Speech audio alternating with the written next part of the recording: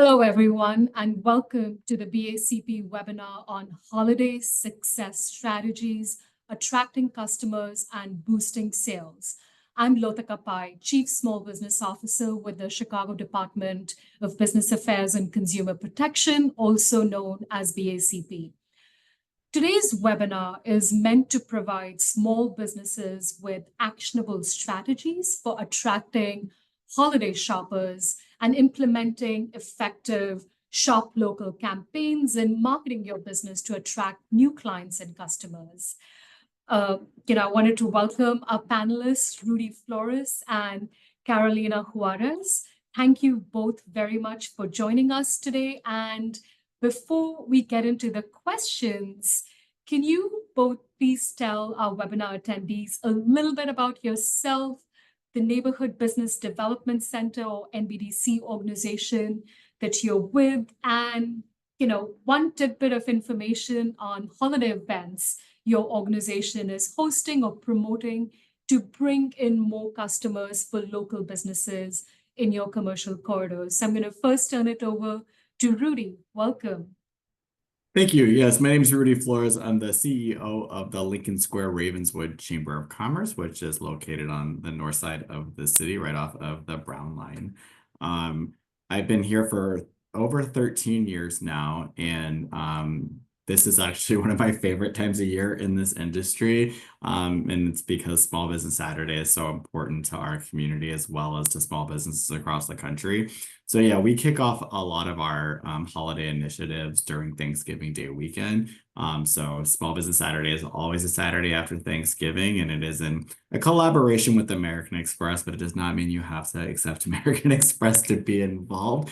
It's really become a poster event of the entire country where people know that Black Friday is typically on the Friday after Thanksgiving, but getting out to our communities and supporting the small businesses that really make where we live special. So we do our tree lighting on that day and activate all different things. So I'm sure we'll talk about that today, but that's just a brief overview of me, and turn it over to Carolina.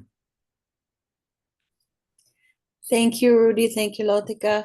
My name is Carolina Juarez, and I am the Business District Manager at the Rogers Park Business Alliance, also on the north side of the city. We're by the Morse Red Line, and as well as Jarvis and Howard Street.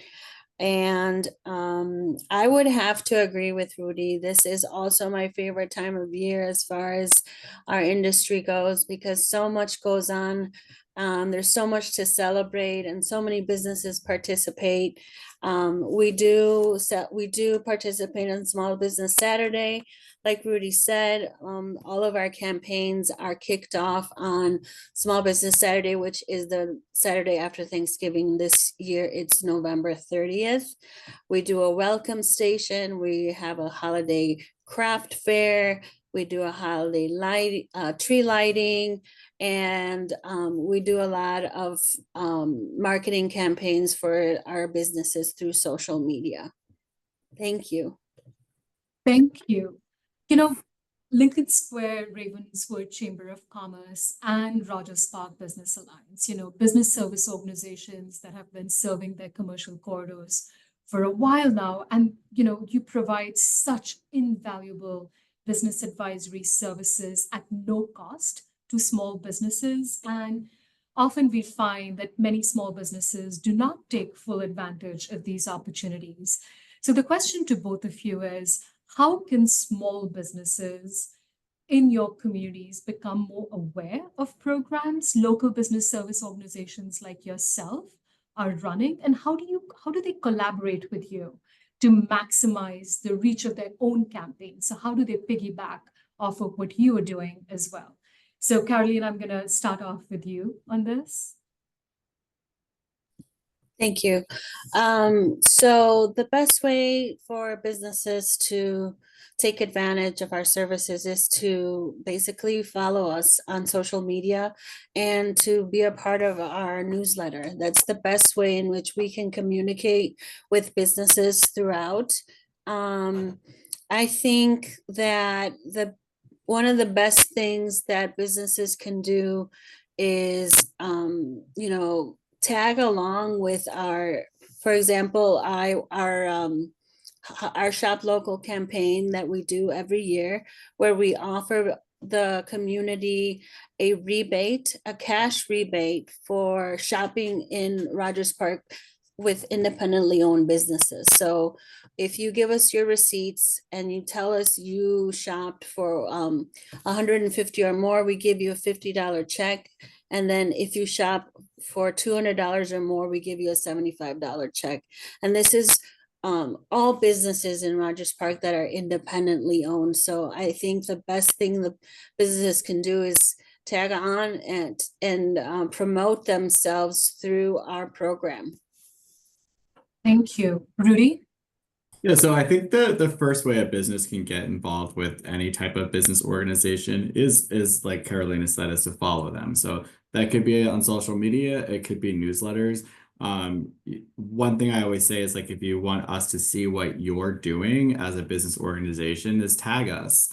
For my service area, for instance, I have 5 of us on staff, but then there's 800 and some business licenses. So we can't see everything that's going on always. But if you tag us on something that's going to pop up in, let's say, Instagram or whatnot, and we can possibly share that, on the stories or whatnot, or ensure that you're included in what we're doing. But the newsletters are the really big piece, right? Because that's where we're going to do our call to action. So like at my organization, we have like a general business update, and that we're going to put information about things going on at BACP, things going on at the state level, things affecting businesses. But we will do calls out like, oh, we're accepting applications for X, Y, or Z. And that's the opportunity for you to share with us. And so, finding the neighborhood you're in, right, and figuring out what that business organization is for your community, but also where are your customers from? And I give an example of like, 25% of our members of our organization aren't from our service area. It's because their clients are here. So like I have a business that's down in Hyde Park who does our farmers market and other events that we do because her customer base is up here. So she's obviously involved in Hyde Park Chamber, but also knows like, you know what, I want to try to be involved in Lincoln Square, Ravenswood as well, because that's where my customer base is. So understanding that. And so if it's Rogers Park, if it's, Garfield Park or whatnot, ensuring that you think about where your customer base is coming from and where should you put your effort, because there's 77 community areas and you can't follow everybody. So just, thinking in the beginning of when you're starting your business or just trying to build your business up where those clients are. Yeah, that's a really, really good point. Where your customers are kind of signing up for newsletters, staying aware, tagging people on social media, all such invaluable tips. Now, small businesses, we often talk about small businesses as being the heart of our communities, right? And they're the backbone of the city of Chicago's economy.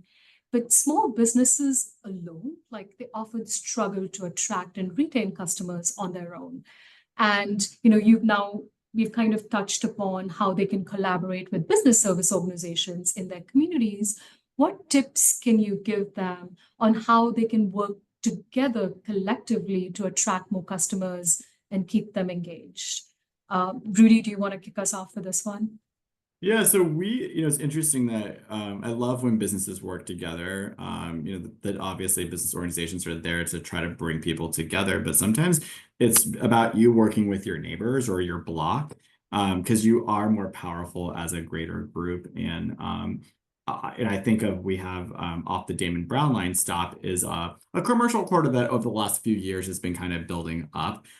Because of other different corridors like in Lincoln Square that are just the rents are so high that we're seeing a lot more small business growth on the side corridors. And they created their own like late night shopping events. And I say late night, I don't mean like 11 o'clock, like 5 to 8. Because a lot of times a small business owner has been working all day. They don't stay open past 6 or 7. And so when they got a cluster of themselves to do a late night shopping event that also included some restaurants and stuff or bars where everybody was just doing a little promotion or a giveaway. But because they did it as a group, they were all marketing out to their followers on social media and newsletters.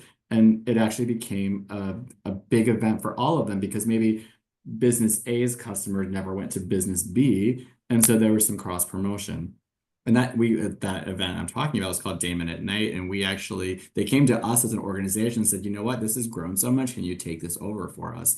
And so then we started working with them, and then making sure that we were continuing the corralling of the businesses and stuff like that, and helping them market it. And so now it's done 3 times a year. So stuff like that, I think, is really important. It's all about relationship building and knowing your owners and building from each other. But I'm gonna toss it to Carolina, but I'm gonna also give her praise because they do one of my favorite events is Taco Crawl in the summer. And it's a group of businesses working together. I actually live in Edgewater, so I'll go on her Taco Crawl and learn about businesses that I would have never known really existed, even though I go by them all the time. Because when you're going through your normal life here in the city, you kind of walk by some places because you're on a mission to go to a pharmacy or whatever and don't really notice all the businesses. And I now have taco joints that I go to on a regular basis now because they worked together. I got a ticket when on her event, and now it's a new business that was marketed to me. So, Carolina. Yes, thank you, Rudy. Yeah, we do have our taco crawl, which is really exciting, where about 14 to 17 Mexican restaurants participate to offer a free taco, not a free taco, a taco per restaurant for a $20 ticket. So that's exciting. And thank you for mentioning that, Rudy. As far as businesses working together, I want to, and I probably reiterate this at every question, is to always be sure to work with us, because that's a really good way to not only learn about other businesses, but work with them. I love the idea of cross marketing that Rudy mentioned, joint promotions, shared advertising, collaborating on a special product or a service bundle that leverages each other's strengths. So if businesses, for example, we have Rogers Park Provisions, who is near a restaurant, and they can work together to talk about, maybe say, hey, why don't you go for lunch at this restaurant, and then after lunch, come over to Rogers Park Provisions and plan your evening with your partner and pick up some cheese and bread or something like that. So I think those are some other really good ideas. No, thank you for that. Holidays is when a lot of customers open up their wallets to buy gifts, and traditionally discounts have been common tactic. It's a very common tactic to attract customers, but we've seen that many small businesses would prefer alternatives. So from your perspective, what other strategies can small businesses use to attract customers without just relying on holiday discounts? Carolina, do you want to start with this? Sure. There's so much we can do, and businesses can do. I think one of the most important things that businesses can do to promote themselves is to build a strong online presence. Make sure your Google information is correct. Make sure your hours are correct. Make sure your website is up to date. Make sure you have everything you're promoting for the holidays up and running so that people can see, because people are going to be searching.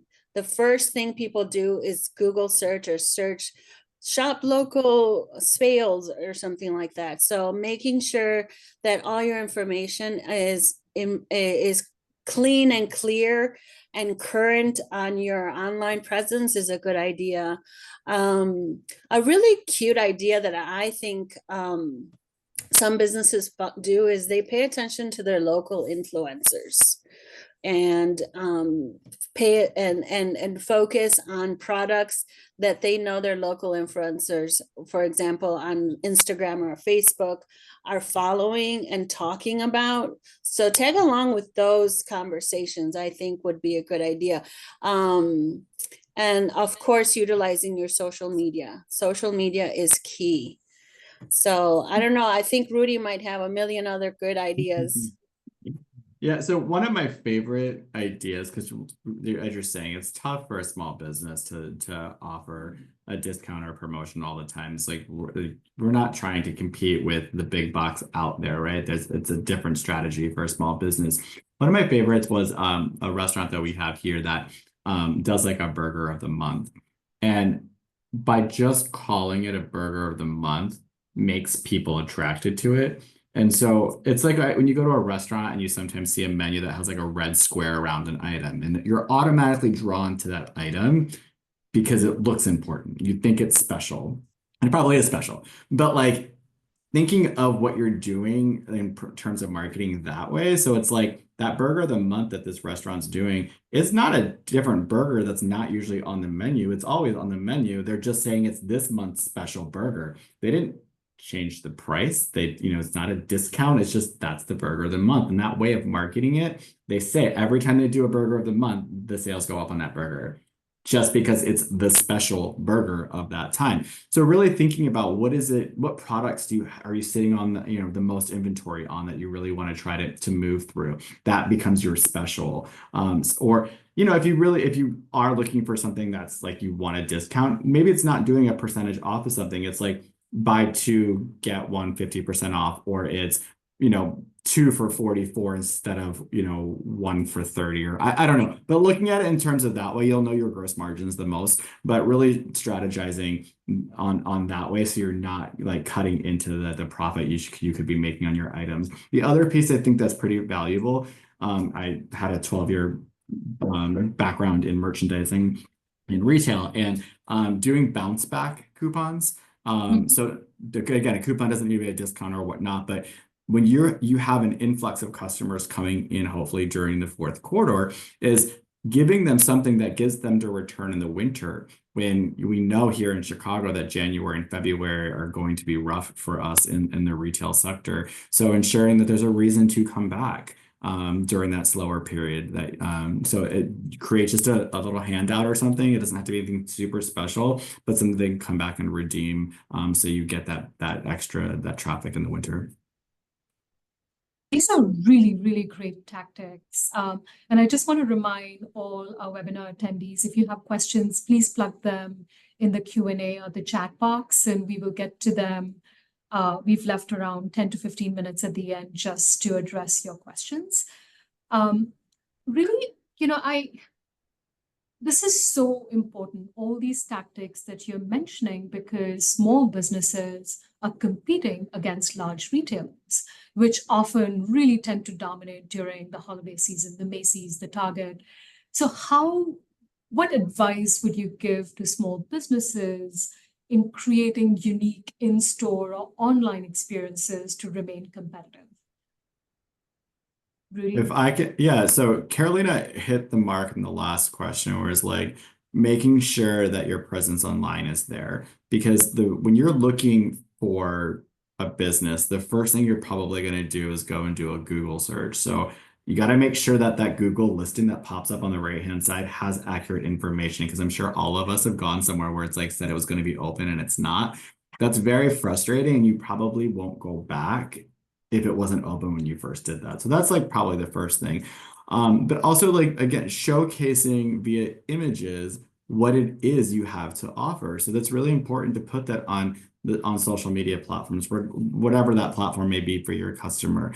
So, and I always say, don't think about it in terms of what platform you're on. Think about it on what platform your customer is on, because you want to meet them where they're at. So I give an example is like the younger generation is heavily on TikTok. If you're going after a customer that's in their 20s, you're going to want to be on TikTok. If you're going after a customer that's in their 50s, it's probably going to be Facebook. And then Instagram is probably somewhere in between. So you got to think about it that way. But visuals are what sell. So if I'm going to, again, do a Google search, or even I'm on Instagram and doing a search, you're going to pop up. I want to see what you have to offer before I go to your business. So if you're a restaurant or a cafe or whatever, what does that sandwich look like? Like, what's going to entice me? It doesn't have to be a professional picture. No one's looking for a professional, they're looking for real. So what is that picture? Like, show me what your whole cafe looks like from, far back, so it entices me to come. Or then what products do you have? Like let me have a taste of what it is you have to offer. Like basically it's your window for your business, but online. That's where everyone's probably going first. And we know that big box retailers, that's what they're doing. They're always, you know, marketing on social media or commercials and stuff like that. And that's a free tool for us to use. Don't overthink it. Don't need to be too professional. Snap a picture, put it up there. Carolina?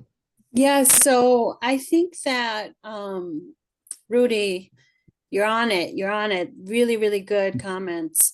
I think that one of the things that we're doing, for example, this holiday season is we are offering participating businesses a $100 stipend so that they can activate their space a little. So you need to, like Rudy said, stand out. And so decorate your windows, decorate inside, make it so that when people are walking by, it's a friendly, inviting environment and almost a curious type of environment that makes you want to come inside. Maybe have carolers or maybe have music. Build an experience aside from the shopping that is going to make the customer want to come in, and instead of just going to a boring all Marshalls, for example, you know, like you want to build that environment and that experience so that it's exciting.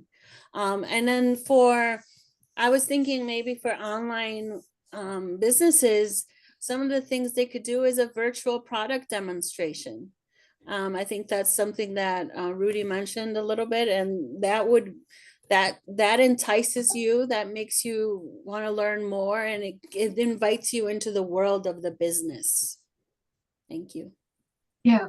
So, I think both of you hit on something very important here, right? Like marketing, advertising, socializing, what you do in an online manner is so important.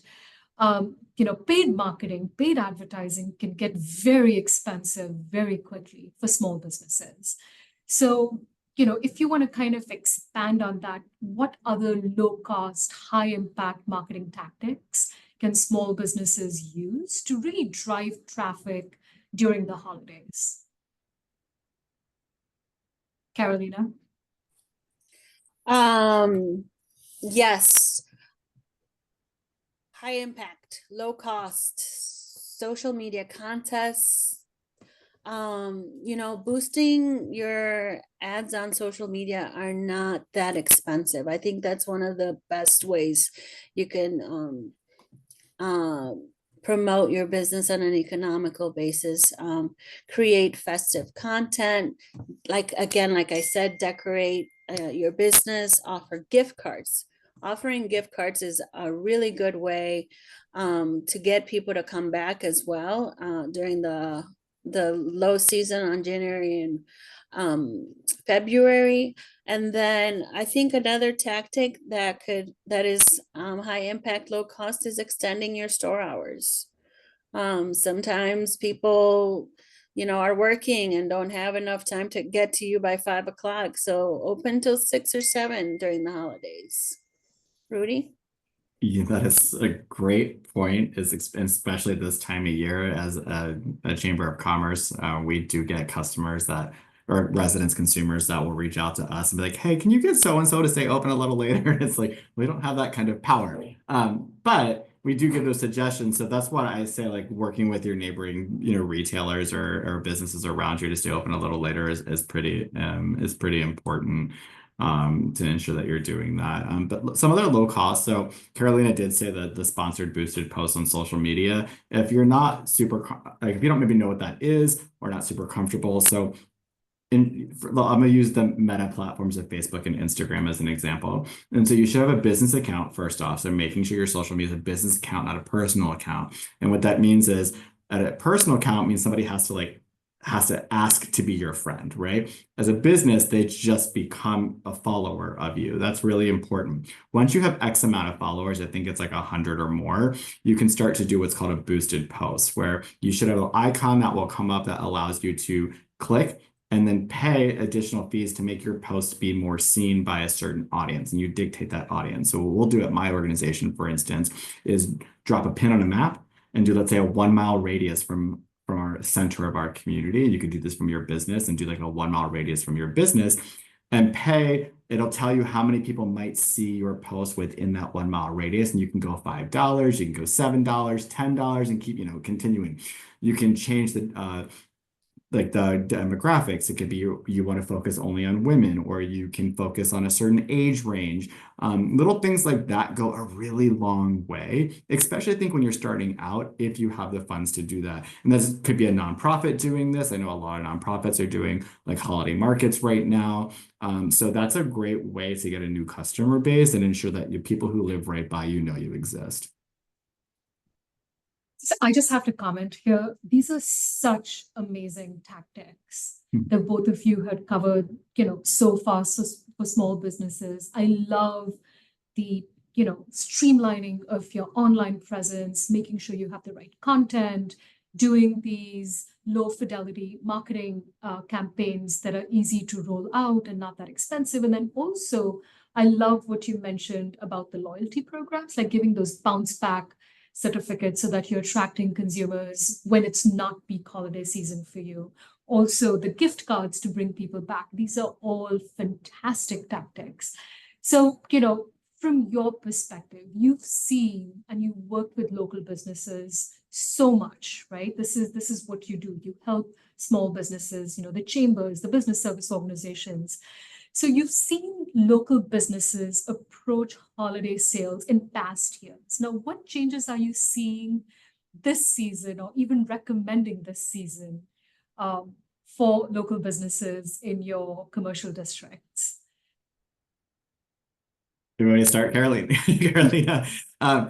So we're seeing, and I feel like we always see that the holidays seem like they start earlier and earlier every year. But I think that that's even more so the case now.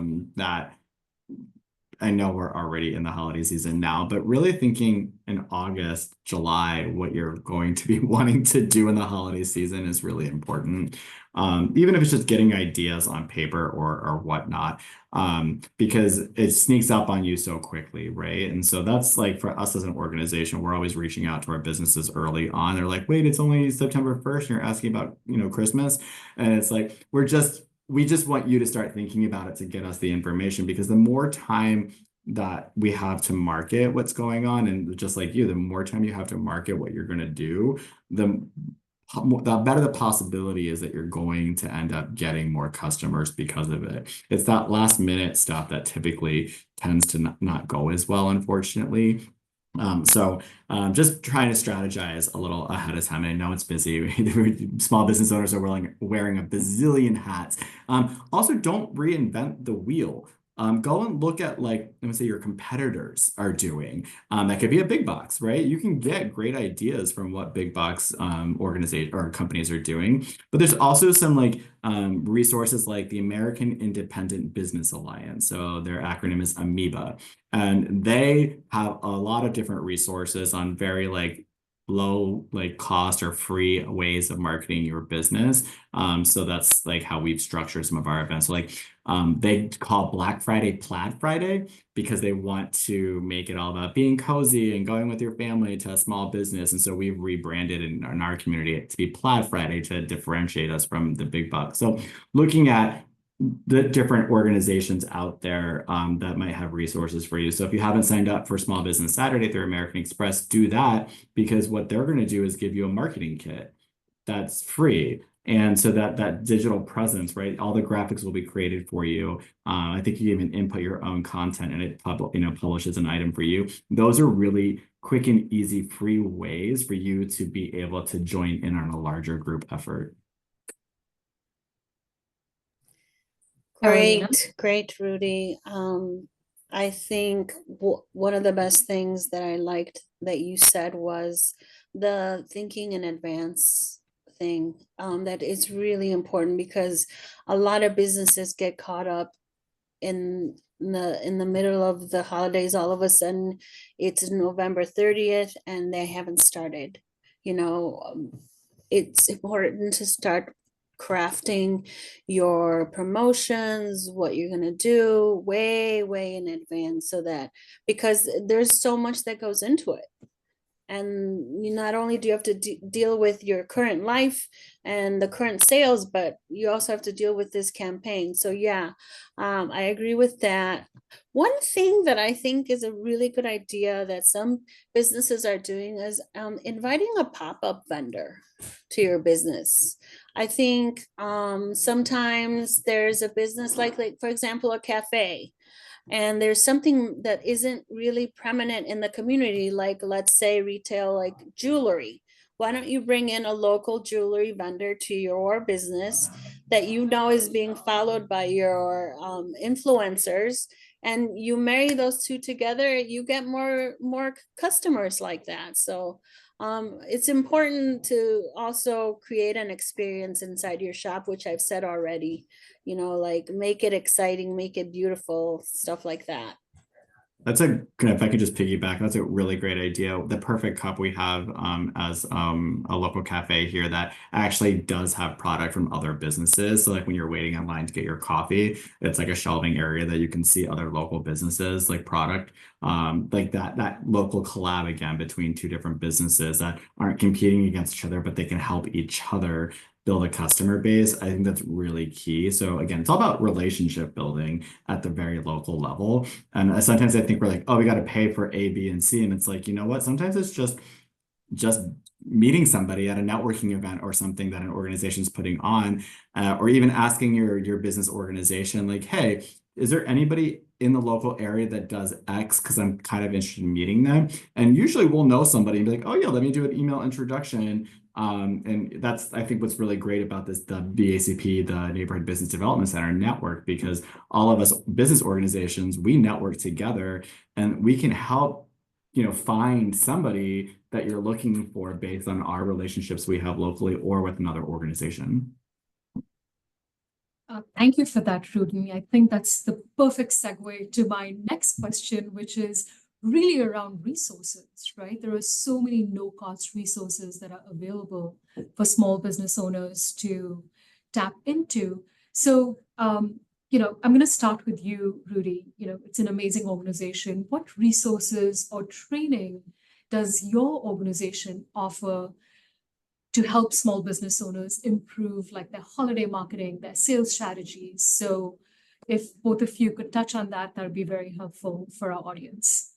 Yeah, so I say every business organization is a little different, right? We all have our different focuses. And so one of the big focuses for the one that I work for in Lincoln Square and Ravenswood is how we're heavily involved in events, creating events for small businesses, as well as marketing efforts.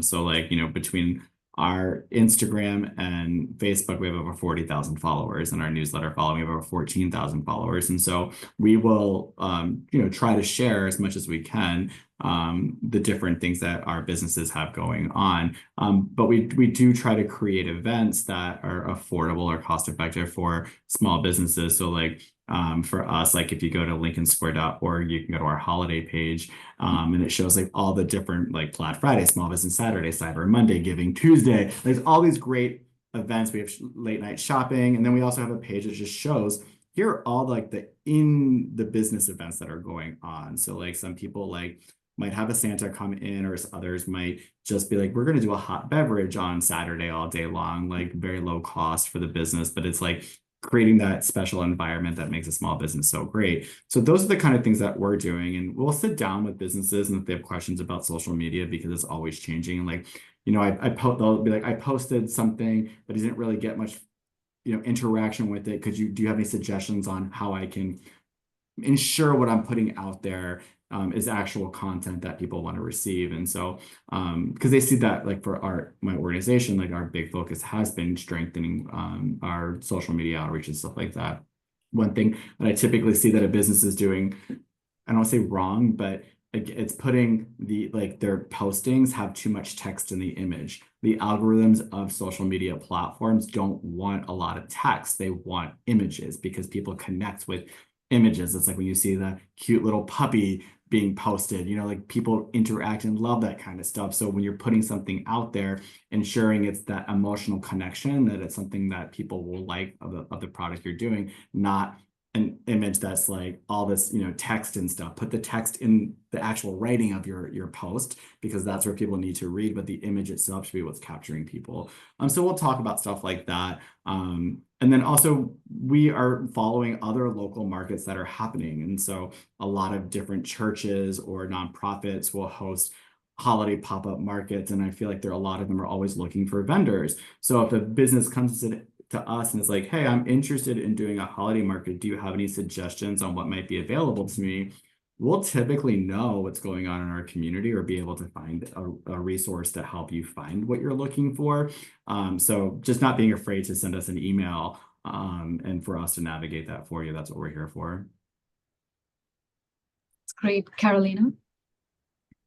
Yes, leaning on organizations like us is so crucial because we're sort of the window to the world for businesses, you know, like Rudy was saying.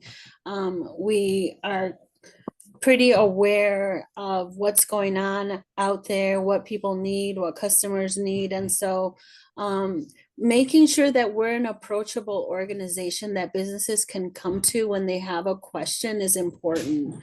And I think we've established that trust with businesses as an organization, so that they can come to us and say, you know, like, I don't know how to collaborate on Instagram. That's like a thing that I don't really know, but our marketing director knows all about it and she can help. And I think one of the great things about Rogers Park Business Alliance is that we are a staff of 12 people, and those 12 people are always on the lookout. We're always on social media looking to see how businesses are presenting themselves. And if there is some sort of red flag where we see something isn't working or maybe it could be working better, we reach out to that business when we have that relationship with them so that they can take that with a grain of salt. So I think the most important thing is to have a good relationship with your neighborhood association or chamber of commerce. If I can Thank you. piggyback too, is like, it also could be your ward office because, you know, depending on where you're in the city, you might not have a business organization. I know there's a couple of areas that don't, but we all have a ward office, and ward offices typically know what's also going on to the community, or maybe they'll know who in the community is more focused on business related stuff. And so don't be afraid to always ask them. I know we have weekly communication with both the ward offices that I have in my area. So there's that collaboration effort there too. That's a really good point. Thank you. So, you know, I wanted to ask you, what has been the most successful holiday program or initiative that you've led to support small businesses in your corridor? And then do you have any insights or metrics on how it impacted the businesses in your area that you can share with us? Rudy? Yeah, so I'm going to use Small Business Saturday. So I started in my organization in 2011. And after being here for a year, I had a business who had reached out and asked if anybody else was doing Small Business Saturday back then. And back then it was like American Express was just starting it. And so there was some hesitation for small businesses being involved because a lot don't take American Express because their credit card fees are just a bit higher. Totally get that. And then American Express isn't somebody that really is in it for themselves, right? They're really here to create a movement, and then they have done so. So that one business, I started doing outreach to others, like, is anybody doing this? And we had a couple doing it. So what we did as an organization is started to rally around the day, and we got maybe like 10 businesses to do it together.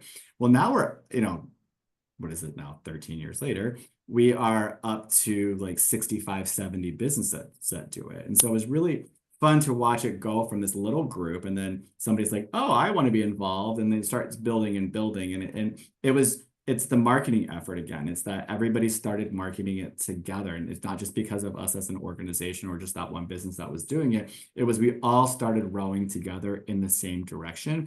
And so we moved our tree lighting to being on that day. And now we have Victorian carolers added after that. And then in more recent years, we're doing pictures with Santa with kids and now dogs.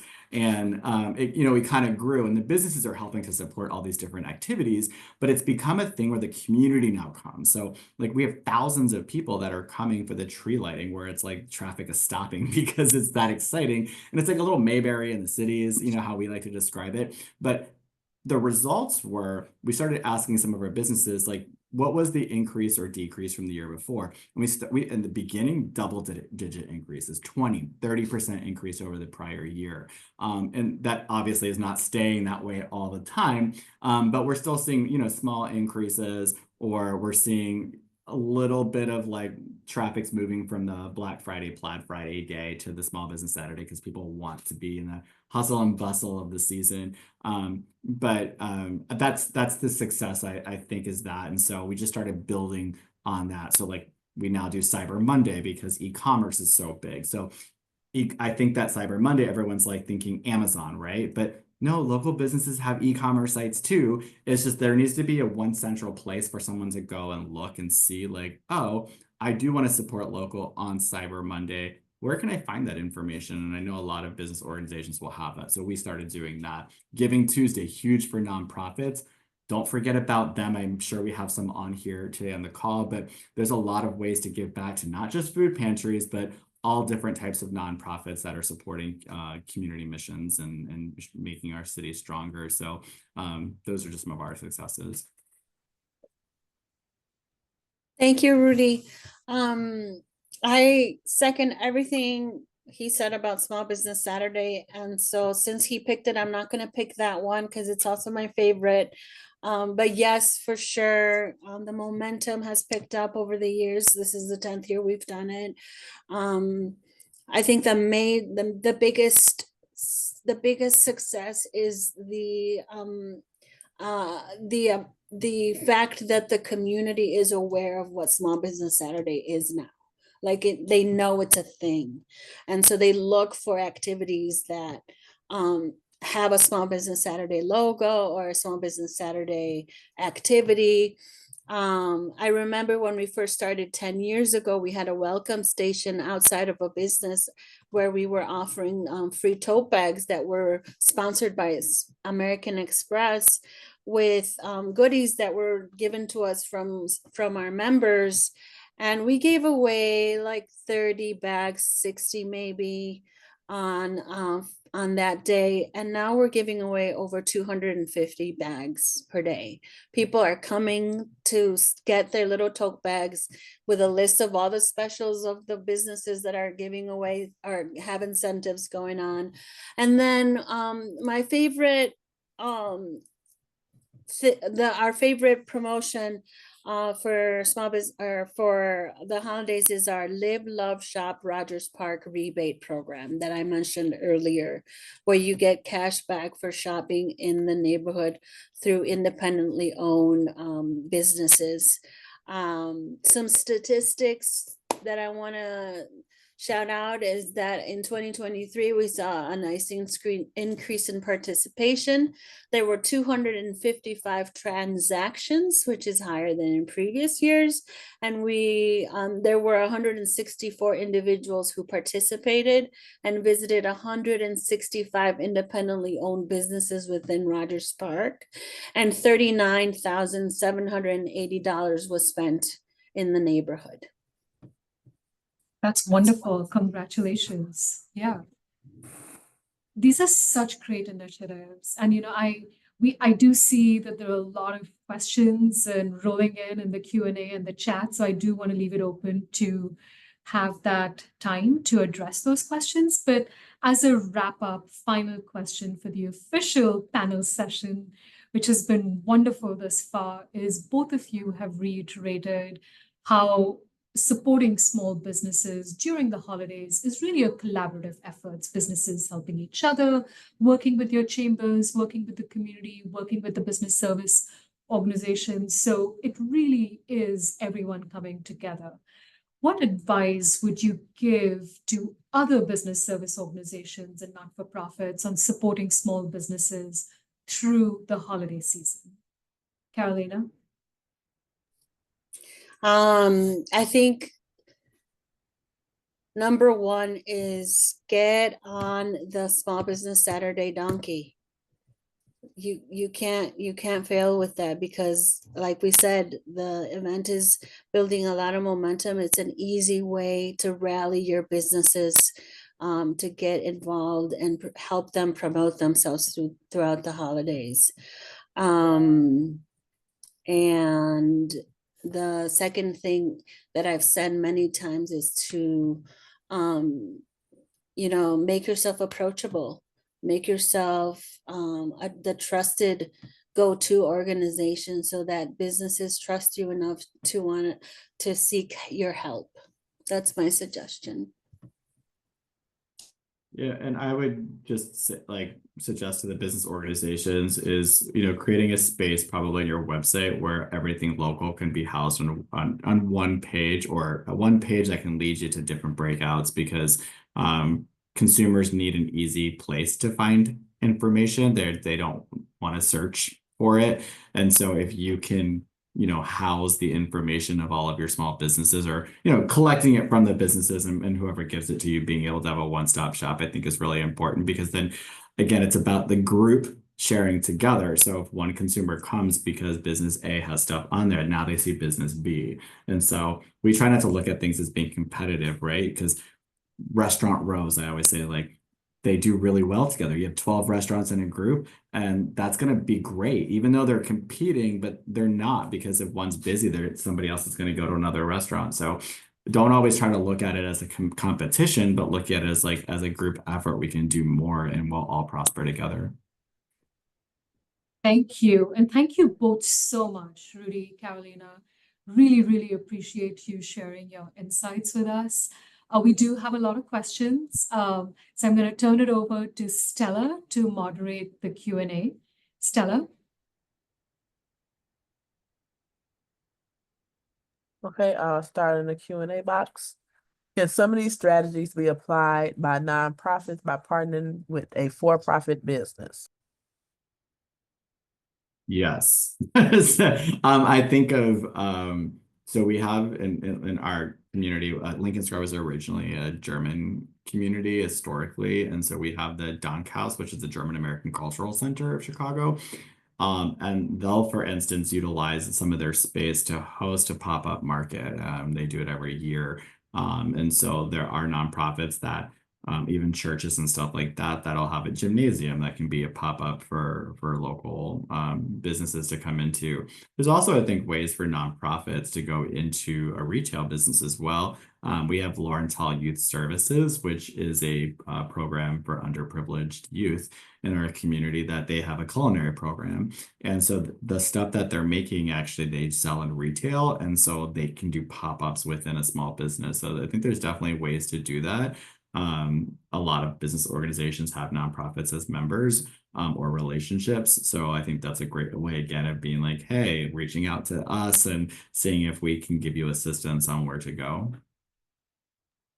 Yeah, and I've seen a lot of businesses who are very conscious of their community, partner with nonprofits and say, on Small Business Saturday, a percentage of our sales is going to go to X, Y, and Z nonprofit organization. And, all you have to do as a nonprofit is approach that business and say, would you be willing to do that for us? And I think it goes really well, because a lot of customers are very interested in helping their nonprofit organizations in their community.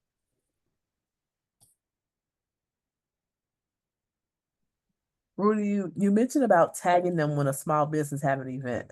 Do you need prior consent to tag?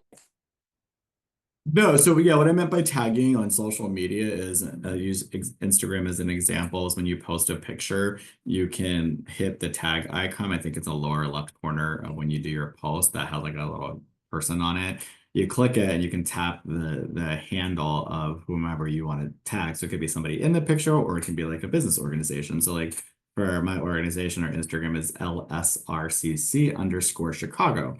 You put that in there, the director on my staff that does our marketing is going to see that. And so we can't post everybody's stuff, right? There's so many businesses, but that's a way of engaging with your business organizations, because they'll see that, and it might be reaching out to you for more information, or be like, oh, this is a great fit, let me share it. Or maybe this isn't the best fit for this post, but I have something else I could share it on for you. So I think it's a great way of starting a conversation and getting some notice. And then there's a collaboration post that Carolina mentioned earlier, which I'm also not super familiar on, but you can, two businesses or a business organization and somebody else can like collaborate on a post where it goes to both audiences of both entities. And so if you're doing a shared event with somebody, for instance, that'd be a great thing to do.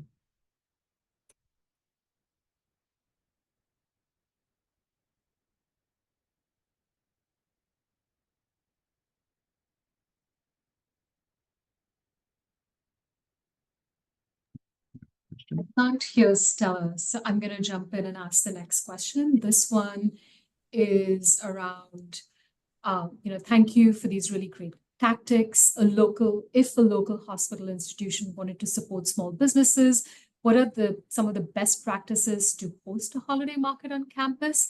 And I think the more pertinent question here is, are there ideal days or hours to host, like a holiday market for small businesses? Yeah, yes, I would say the weekends. Weekends are always the best times to do holiday markets, because that's when people are available and wanting to shop is mostly. And I think some of the best practices would be to, again, contact your local neighborhood association or chamber of commerce or business alliance who has a good robust list of vendors that could come to your holiday market. It's making sure that the business organization even knows you have space to host something like that, because that they might, if they don't know, that for you to tell them that you have a space that's available, it might be like, oh, you know what, we just didn't think we had a place we could host a holiday market. This is great to know that if it's free rental or low cost, those could be really great options. And it's very helpful when you have those kind of spaces for at-home businesses. During the pandemic, so many people started dabbling in something that they had interest in, a hobby that's now turning into a business. And we only have X amount of months in Chicago with warm weather, so knowing where those indoor spaces can be is really helpful. You could also, if you're like a hospital that is looking for giving marketing support, a lot of different community organizations might need assistance on helping to cover the cost of helping small businesses market themselves. So like, for instance, at my organization, we do a door-to-door mailer. Because we're so inundated with electronic marketing, we've gone backwards, and now we're doing the old school door hangers, where we distribute anywhere between 7,500 to 20,000 homes, depending on the support that we're getting for those marketing efforts. And so for us, it's like, front side is to market what the small business events are, the back side is for some ads. And so like that's the larger entities that are paying for the ads to go to all these homes, covering the cost of printing and distribution of the door hanger. But everybody gets to benefit because the front of the door hanger is marketing the collaborative event that we're doing with a QR code to go get more. So if you're a hospital and you're looking for something like that, those are different opportunities that exist throughout the city from organizations to offer marketing support. Yeah. So there's another question which I'm going to paraphrase because it kind of talks to what you just mentioned, Rudy, is, do you work just with brick and mortar businesses, or do you engage with and promote virtual businesses as well? Yeah, and I'll piggyback, or I mean, I will refer to Carolina as well, because they do some really great work up in Rogers Park. So those online businesses are I think, growing rapidly. And so like, that's one of the reasons my organization started doing even more events now. So like we do it for Women's History Month. We do the International Women's Day Market at Artifact Events in Ravenswood, where all female-owned businesses, bringing them together, open market for the public, but also to bring a space for women-owned businesses to come together and network and collab. Most of them are virtual, or just doing pop-up markets and stuff like that at this point in time. And so you see these kind of events being created all the time. It's almost like an incubator. And that's where I would look at Carolina, because Carolina's organization has an amazing small business incubator program. And it's really taking these ideas and working your way to hopefully one day being brick and mortar, but brick and mortar isn't meant for everybody. So there's a space, I think, at most organizations for non-brick and mortar businesses. I think it depends on the goals of the online businesses. Like if you're an established online business that doesn't want to move from your online world, definitely. I mean, we work with all businesses and we assist all businesses, but some of the resources for the online businesses is we do that networking event together where all North Side neighborhoods associations get together and network. And most of these attendees are online businesses where they get to network business to business. And so, yes, also we do have an entrepreneurial training program where if your goal is to go from idea phase, from online phase to brick and mortar, we have an entrepreneurial training program that you could learn more about through our website, but we have an 8-week session and a 5-week session throughout the year. It's free and it's online. Yeah, no, that's great. Thank you for sharing that. So a question popped up here on collaboration. So an individual is asking if they wanted, how does your office kind of publicize opportunities for collaborating across business owners? Like, for instance, if some cleaner on the north side wanted to team up with a restaurant, bar, or a bar to create a holiday gift guide, like, how do you make those opportunities known, available, like make them known to businesses? Or We is use a that lot of, yeah. Yeah, For go my ahead. organization, it's mostly newsletter. Like, Mhm. so we have segmented newsletters based on what your interest is, because everybody wants to hear something different. So we do a weekly community newsletter that's going to list like the activities of businesses and events happening in the area. But then we have a general business update that's more going to be like, I think I said earlier, it was like highlighting things, happening in the city that affect businesses or state or federal. But then we'll put in there like, here's a networking opportunity, or these applications are open to submit your information for X, Y, or Z. So that like, for my organization, it's going to be getting on our newsletter list, because that's the easiest way for us to communicate to the largest amount of people. But never be afraid to send an email. Like we literally love hearing from people. So obviously if it's positive, so send us our generic emails, info@lincolnsquare.org, and then we have a staff of 5.5 of us, one part-timer. So then we all figure out who will answer that question based on their job description. So this was also a question that kind of stood out for me. Are there city markets you'd recommend for those businesses, again, virtual businesses that don't have a physical storefront? Going with this shop small, shop local theme. I mean, I have some thoughts too. Carolina, do you?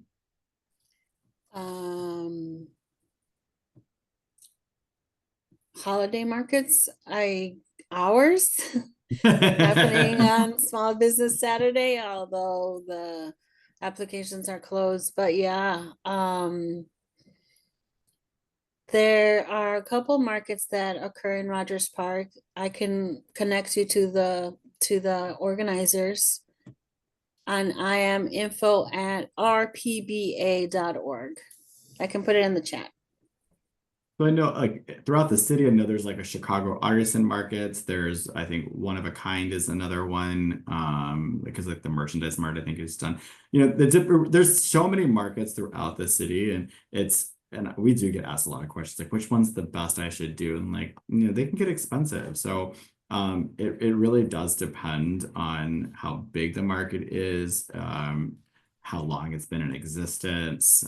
Sometimes the newer ones can be nice, like Lycée Français is a French school in Ravenswood. They had a market this past weekend. I think it's just really having to go look around your community, but also, again, reaching out to your business organization to see if they have any suggestions for your local area. Because yeah, some might be like in a church or whatnot, and you're gonna, it's gonna probably a much lower cost, and also pulling, just from the main community, where the Chicago artisan market travels, I think, are all of Chicagoland, so it's gonna be a lot more expensive, but you're gonna see thousands of people. So it really does depend. That was very helpful, and we are at time right now. So again, this we do have unanswered questions. This was extremely engaging. I think everyone's going to walk away with some great tips and tactics and insights from both you, Rudy, and Carolina. So if people wanted to reach out to you, Rudy, what email address can they reach out to you at? Yeah, if you could go to just our generic one, that way my staff can assist me. It's info@lincolnsquare.org. I also like to plug the NBDC website on BACP. The neighborhood business development centers will list all of the business organizations throughout the city, so you can find one in your community. Thank you. And Carolina?